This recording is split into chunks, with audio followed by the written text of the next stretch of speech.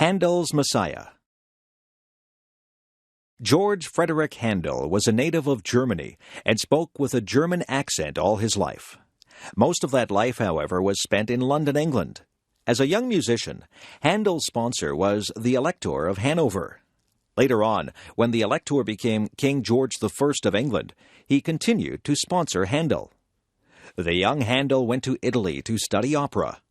Opera had become a very fashionable entertainment for the upper classes.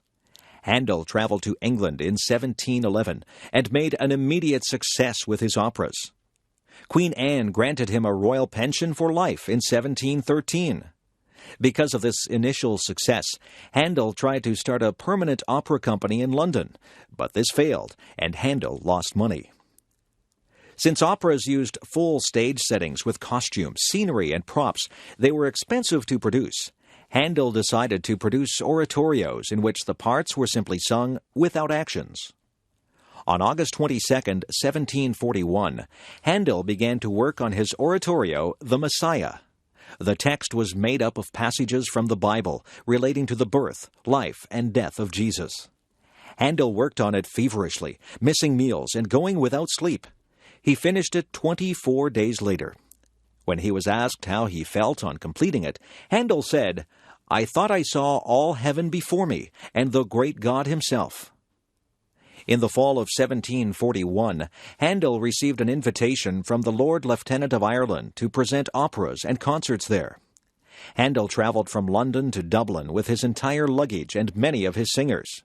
However, in order to rehearse on the way, he had to hire local people to fill in. Once, the composer soundly criticized one local singer who failed to meet his standards. Handel was warmly received in Dublin, where his concerts were sold out. Even his rehearsals were considered newsworthy by the local papers. The Messiah was first publicly performed on April 13, 1742. 700 people squeezed into a 600-seat theater to hear it. A notice had requested that ladies attend in hoopless skirts and that gentlemen come without their swords. A Dublin paper reported, "Words are wanting to express the exquisite delight it afforded to the admiring crowded audience." All proceeds were donated to charity, as the church choirs had refused to participate except on those conditions.